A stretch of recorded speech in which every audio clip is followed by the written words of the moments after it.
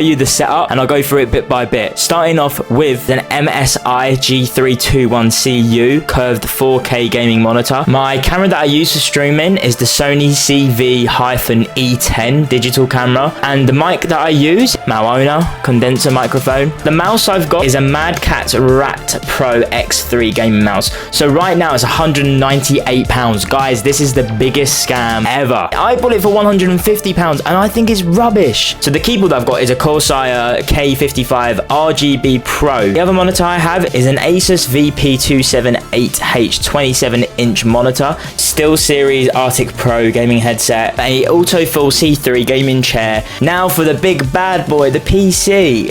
So as you can see, my actual PC power button I broke because I am a fool. I can get that fixed. It's only one small part that I need replacing. The PC is called a 3XS Melius gaming PC. It has a RTX 4090 graphics